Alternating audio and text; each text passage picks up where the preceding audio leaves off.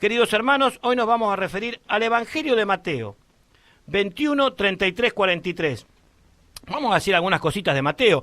Para mí el Evangelio de Mateo es el Evangelio por excelencia de los misioneros. Es un Evangelio lindo de llevar, un Evangelio que realmente nos dice muchas cosas con palabras muy sencillas. Hoy vamos a hablar de la parábola que la podemos llamar de dos formas, la del hacendado y la viña, y también la parábola de los viñadores homicidas, de acuerdo al texto, a la interpretación bíblica que estaremos viendo. También vamos a hacer algo que no estamos que no lo hacemos siempre, como quien dice. Vamos a tocar la primera lectura del domingo que viene, que va a ser la que va a acompañar este Evangelio, que es Isaías 5, 1, 7.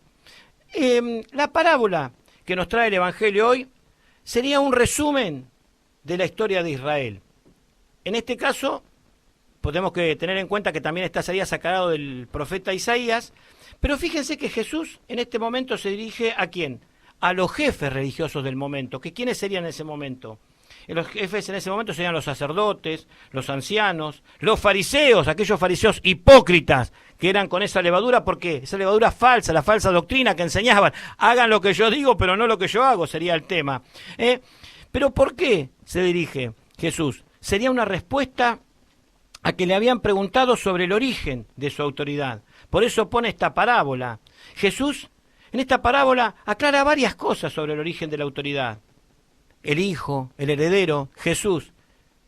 Jesús acá en esta parábola va a denunciar todo ese abuso de autoridad. Pero no se olviden, queridos hermanos, que en la lección lo que hacemos es llevar las cosas a la autoridad, a la actualidad.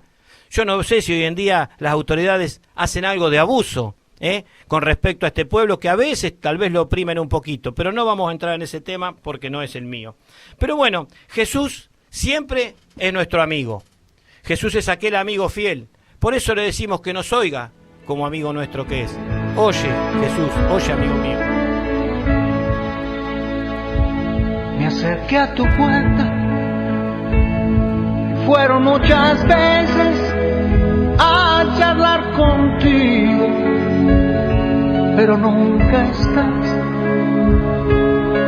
Aunque entre nosotros no puedes mentirme, me diste la espalda y rehusaste hablar.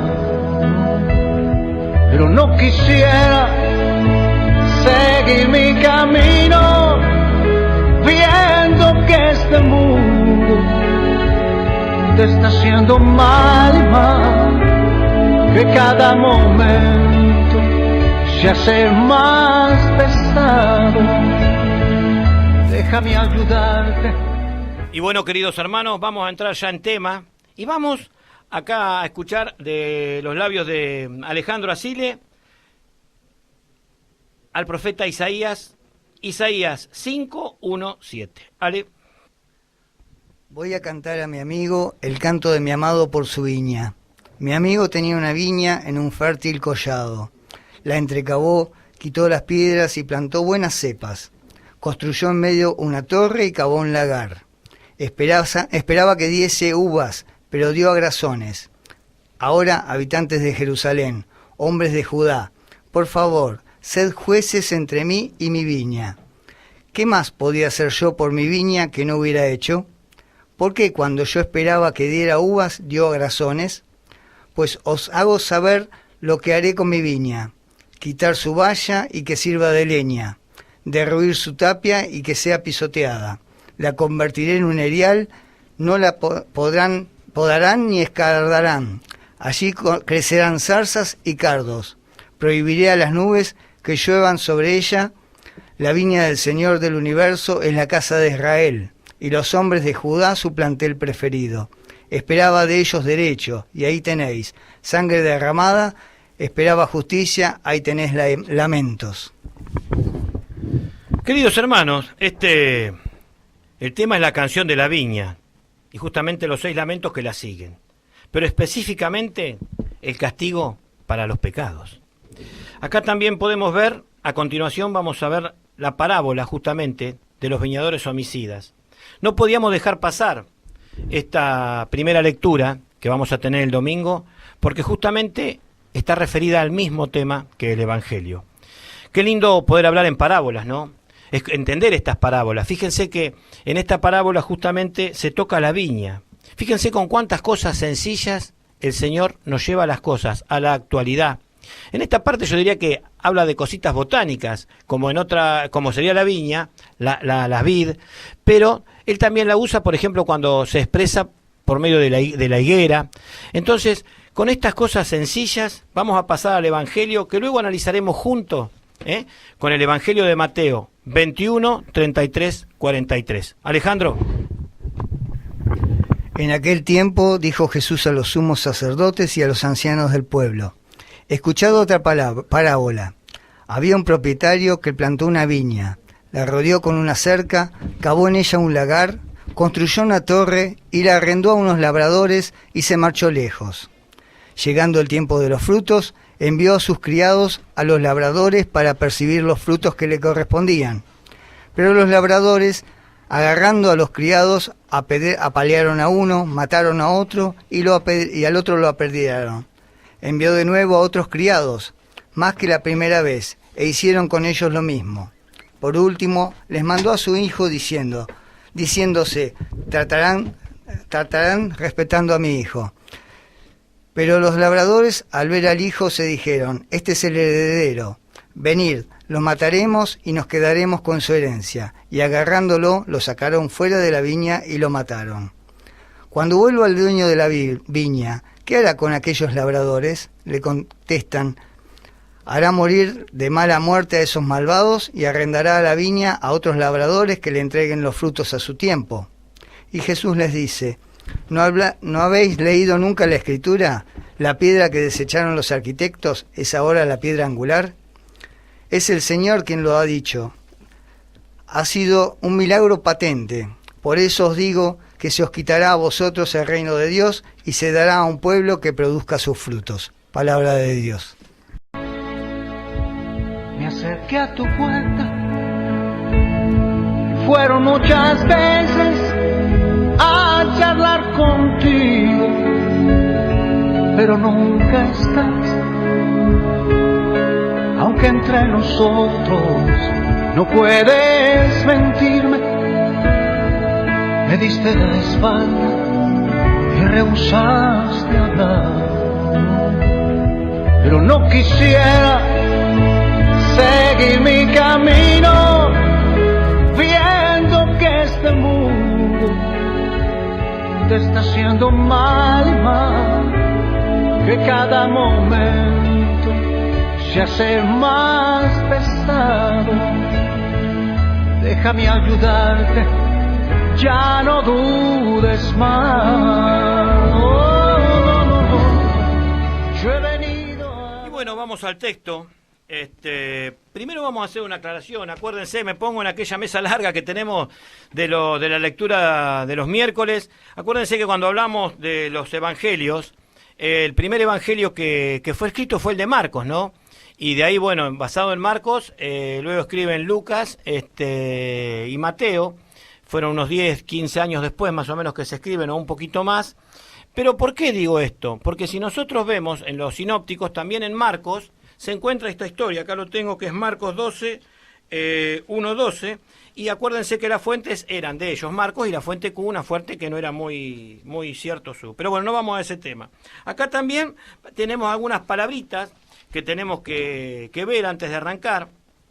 Fíjense que, por ejemplo, ¿qué simboliza una viña?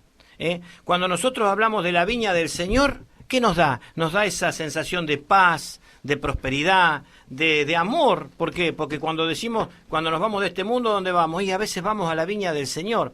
Si nosotros lo vemos del punto de vista del Antiguo Testamento, el significado bíblico, en aquel tiempo, ¿qué era la vid? En aquel tiempo era el pueblo. Estamos hablando siempre del Antiguo Testamento, ¿no? Podemos ver, por ejemplo, en el libro de los Salmos: hiciste venir una vid de Egipto, es ese pueblo.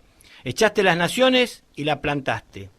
Limpiaste sitio delante de ella e hiciste arraigar sus raíces y llenó la tierra. Pero si vamos al Nuevo Testamento, el significado bíblico de vid, ¿cuál es? Jesús. Jesús es la vid. ¿Nosotros qué somos? Nosotros somos los sarmientos. ¿Por qué? Porque si no estamos arraigados a Él y no lo seguimos, no vamos a dar ningún fruto. Así que bueno, muchas veces nosotros podemos dar otro significado. Fíjense cuando decimos de la viña. ¿Qué decimos? En la viña del Señor hay de todo. Eso lo vemos adentro de la iglesia, en el club, en la política, en todo. En la viña del Señor hay de todo. Por eso el Señor Jesús dice claramente, yo soy la vid verdadera. Y Él cumplió realmente la misión de ¿qué? De sostener a todos esos creyentes para que dieran buen fruto. Pero ¿cuál es lo que necesita el creyente? Es seguir agarrado a Él. Y una de las formas que tenemos de seguir agarrados, por eso acuérdense que siempre insistimos en esto, es justamente leer y repasar. Porque si nosotros seguimos repasando uno y otro día, como decía un cura, el tal José Ignacio Martínez, siempre me dice, 4 años de buena lección y tenés que tener la mentalidad bíblica. Dice Jesús que el labrador de la viña es el padre de él. ¿Pero de qué se encarga el labrador de la viña? Él va cortando las cositas que se van secando y todo, y si nosotros nos secamos terminamos en el fuego eterno, y en el fuego eterno justamente no está Dios, sino que está el otro, el adversario, como lo llaman algunos. Pero acá habla de también que cavó un lagar, preparó un lagar.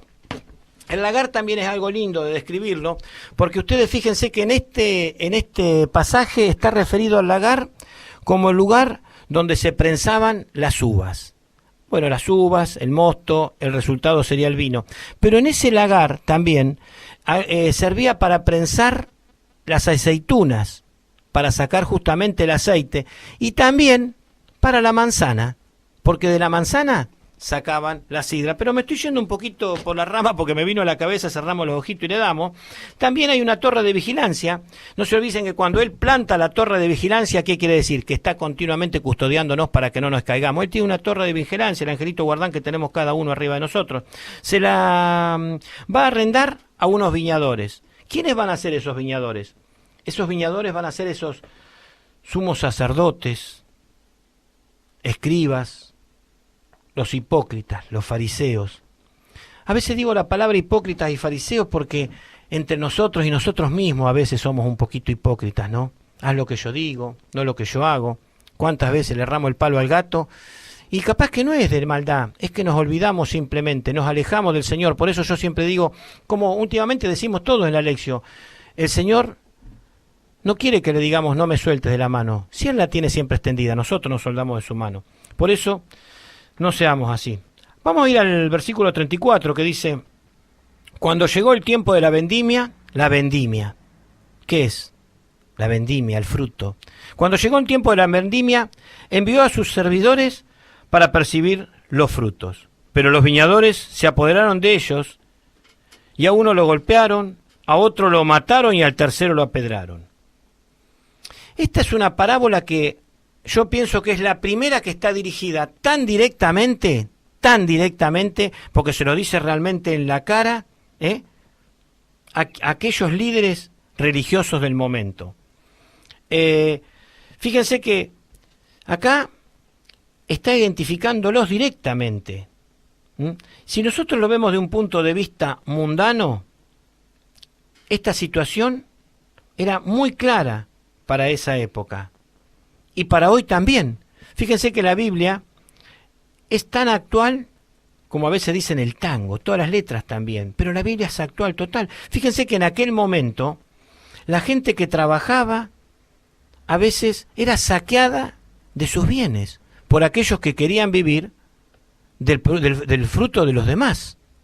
Si nosotros vemos Mateo, Zaqueo, antes de su conversión, ¿qué era? Vivían así. ¿Cuántos líderes religiosos que viven en la opulencia dicen voy a misionar? Y no, y todos sabemos que no es así. Pero bueno, el Señor está y Él es el que vendrá para juzgar. Por eso, eso de construir fortuna explotando o despojando a los demás, eso es inspiración realmente de maligno. Te escucho un cachito, Alejandro, que tenés ganas de decir algo. Bueno, no soy especialista en el tema de la lección divina, ¿no? Pero bueno, trato de llevarlo un poco a los tiempos de ahora, ¿no? Hay una frase que dice el oído en el corazón de Dios y la mano en el pulso de tiempo, ¿no? O sea, lo tenemos que traer a este momento, es como vos decís, la Biblia es atemporal, ¿no? Se escribió hace 2000 años y parece que muchas cosas no cambiaron, ¿no? Acá yo lo interpreto así, ¿no? ¿Qué me dice? ¿Qué dice? ¿Qué me dice? ¿Qué le digo? ¿No? Acá está hablando de una viña, de una viña. ¿La viña qué sería? Sería el mundo en el que vivimos. Y lo preparó Dios con todo lo que podía ser de hermoso, ¿no? Nos quiso regalar algo realmente lindo. Entonces, bueno, una vez que estuvo hecho todo eso, creó al hombre y se la arrendó, se la prestó. Por eso decimos siempre que no somos dueños de esta tierra, ¿no? Nos están prestando la casa donde vivimos. Bueno, hizo todo esto lindo para el hombre. ¿Y el hombre qué hizo? ¿No? ¿Son los frutos que él deseaba? Quizás no, todavía no. Pero bueno, tiene todo un trasfondo esperanzador también esto. Si querés, seguís algo diciendo vos y bueno, y después aclaramos un poquito más.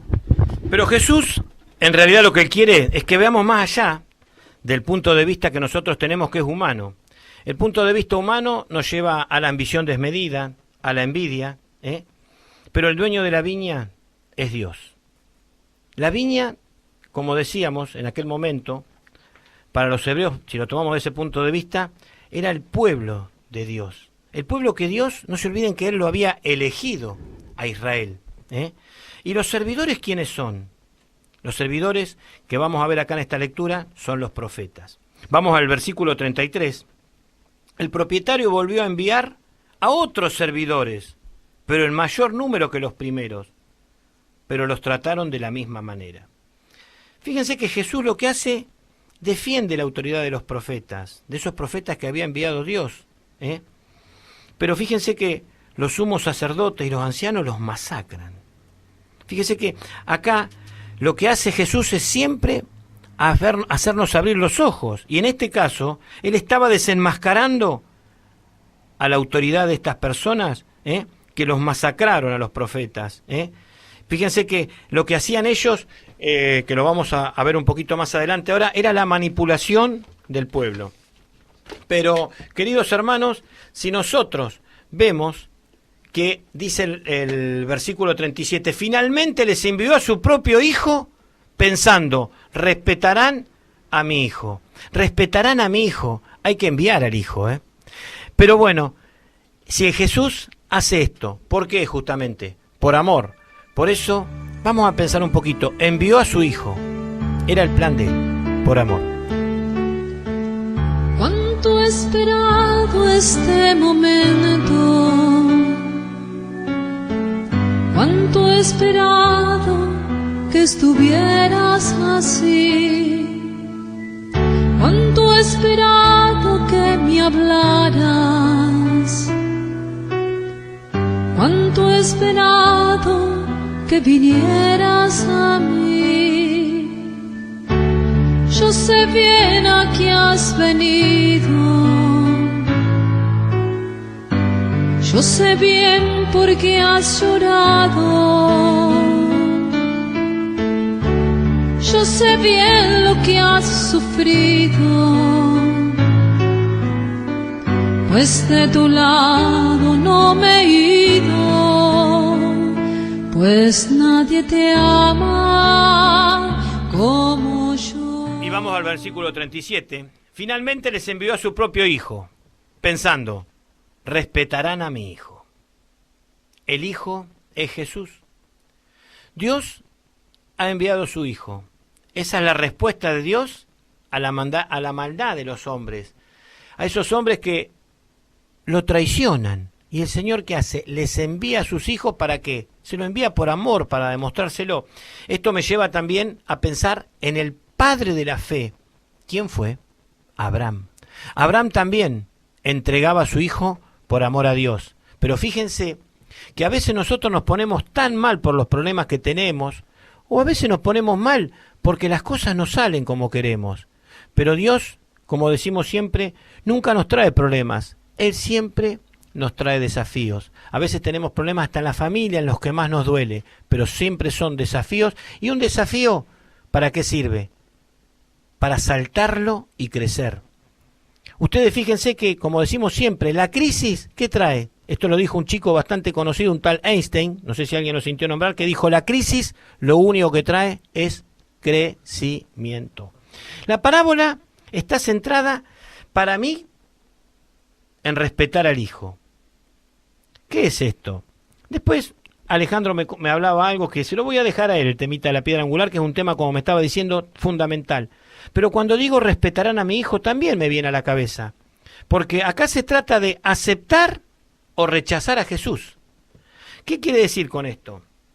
Aceptar o rechazar a Jesús. Respetar al hijo quiere decir construir sobre la palabra hoy en día del hijo, seguir al hijo. Cuando rechazamos al hijo, estamos entrando por la puerta ancha que nos lleva derechito al camino del maligno. Pero vamos a pasar al 38. Pero al verlo, los viñadores se dijeron, este es el heredero, vamos a matarlo. ¿Pero por qué lo querían matar? Para quedarse con la herencia. Y en el 39 dice, y apoderándose de él, lo arrojaron fuera de la viña y lo mataron. Esto me lleva también, que me fui un poquito por las ramas, pero justamente me lleva a Isaías, cuando dice,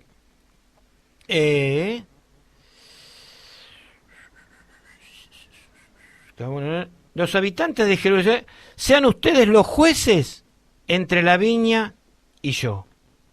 Luego él acá le está anunciando, y les daré de conocer lo que haré con mi viña. Quitaré su valla y será destruida. Derribaré su cerco y será pisoteado. Fíjense cómo la actualidad hasta del Antiguo Testamento en este momento. El Hijo siempre es Jesús. Pero fíjense que dice, y apoderándose de él, lo arrojaron fuera de la viña y lo mataron. Esto nos está centrando bien, texto con texto. El Hijo es Jesús y lo ejecutaron fuera de Jerusalén. Fíjense qué importante las palabras de la Escritura y cómo la parábola nos define hasta un punto, que si uno no se da cuenta dice, lo arrojaron fuera de la viña y a él lo ejecutaron fuera de Jerusalén. Rechazando a Jesús, ¿qué es lo que pierden estos sumos sacerdotes, fariseos? La última oportunidad que les estaba dando, ¿de qué? De llegar a él, de demostrarle quiénes eran. Pero es más fuerte la soberbia. ¿Cuántas veces vemos en líderes religiosos, políticos, gubernamentales o de cualquier forma? La soberbia, como desgraciadamente lastima a todos los hermanos. Desgraciadamente, acá, lo que hacen los sumos sacerdotes y los fariseos, arrastran con ello a todo el pueblo. ¿En qué lo arrastran? En su infidelidad. Porque ahora vamos a ver un poquito más profundizando, porque claramente en ese juicio ante Poncio Pilato, que está en Mateo 27, 20, 25, vamos a leer un pedacito, que dice, mientras tanto los sumos sacerdotes y los ancianos convencieron a la multitud que pidiera la libertad de Barrabás y la muerte de Jesús. Tomando de nuevo la palabra, el gobernador les preguntó, ¿a cuál de los dos quieren que ponga libertad? Ellos le respondieron, a Barrabás. Pilato continuó, ¿y qué haré con Jesús, llamado el Mesías? Todos respondieron, que sea crucificado. Fíjense que él insiste, ¿qué mal ha hecho?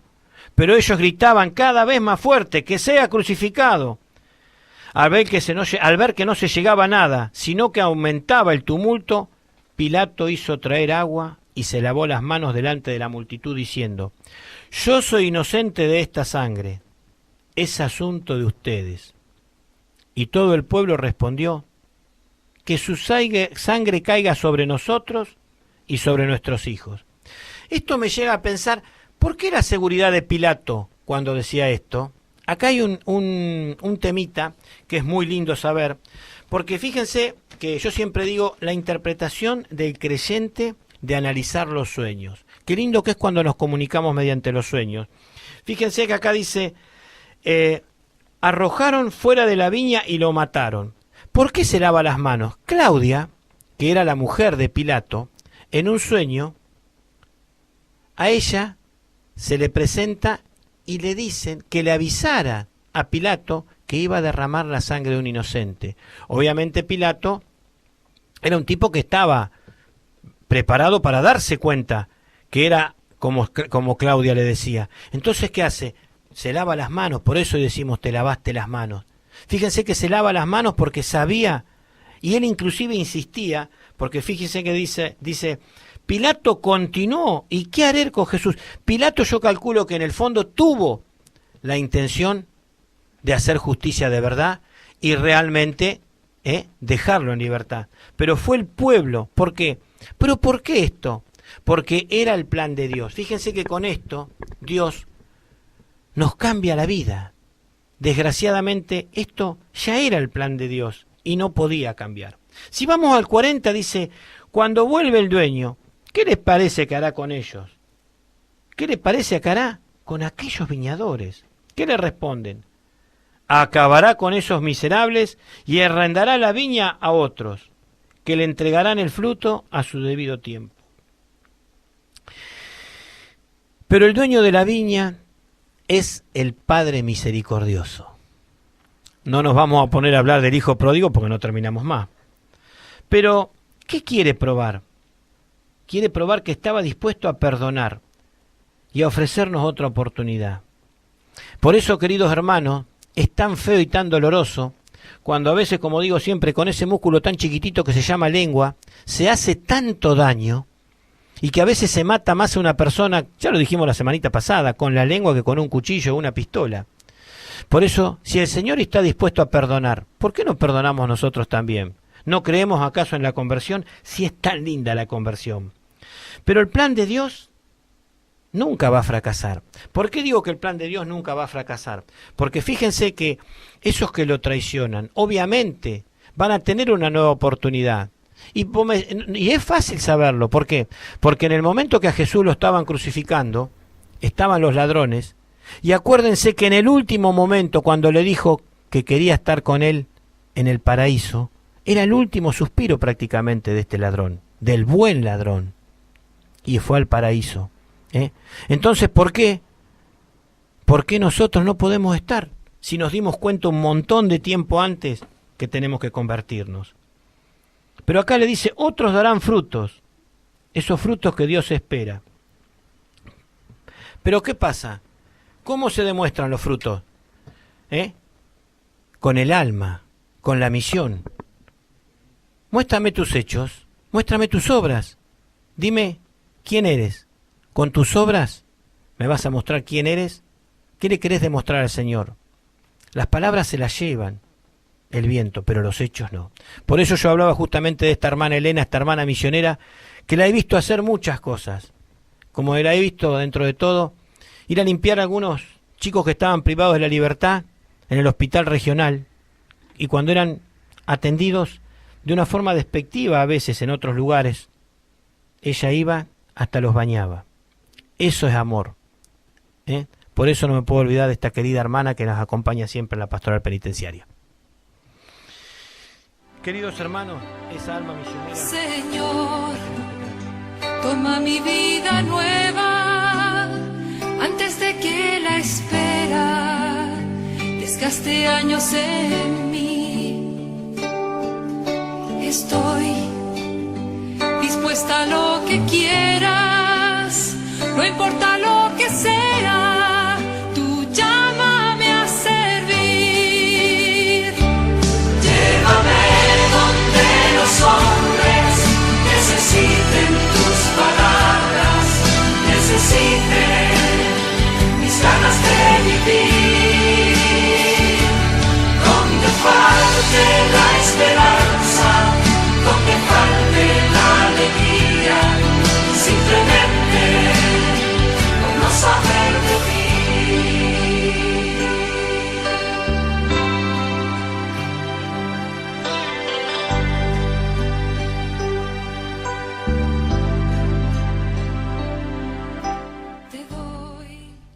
Y vamos al 42 para ya ir terminando, 42 y 43. Jesús agregó, ¿no han leído nunca en las Escrituras?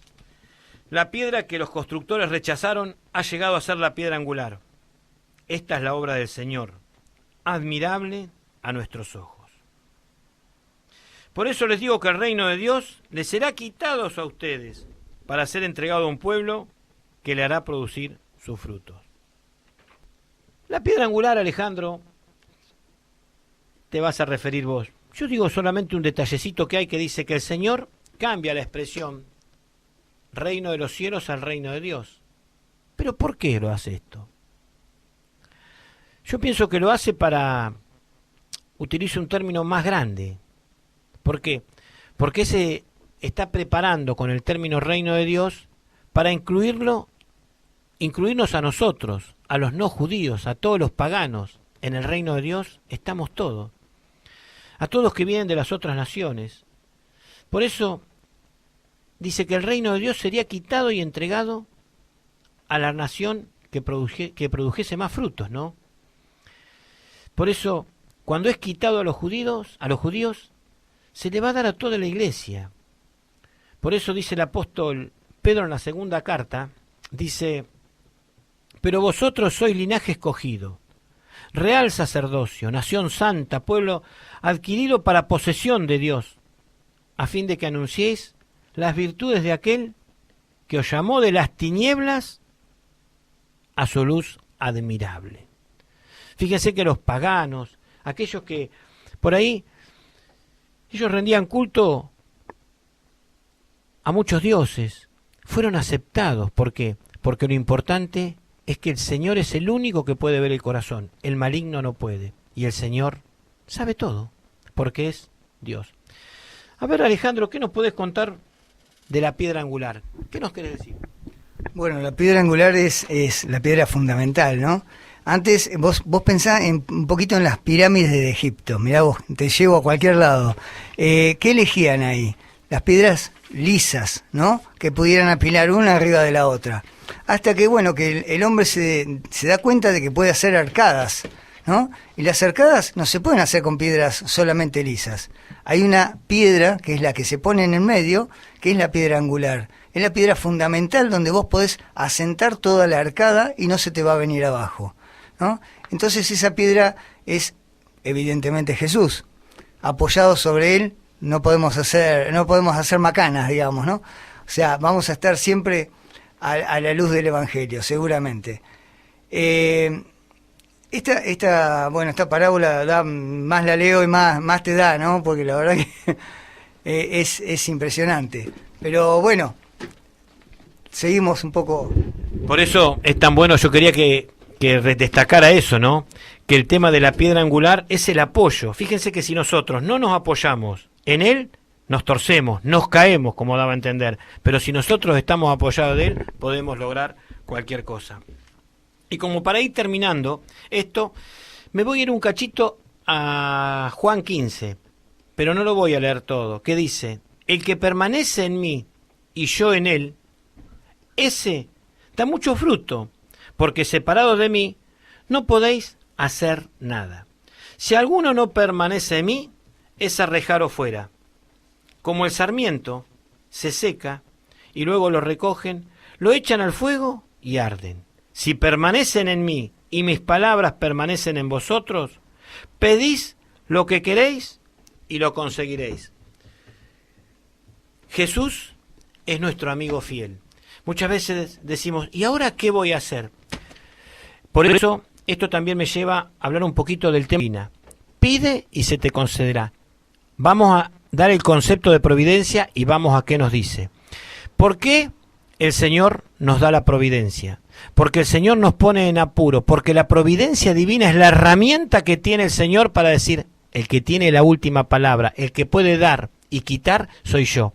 Por eso, queridos hermanos, la providencia divina es la herramienta divina del Señor. Por eso, oye, amigo mío, otra vez. Me acerqué a tu puerta, fueron muchas veces a charlar contigo, pero nunca estás. Aunque entre nosotros no puedes mentirme, me diste la espalda y rehusaste hablar.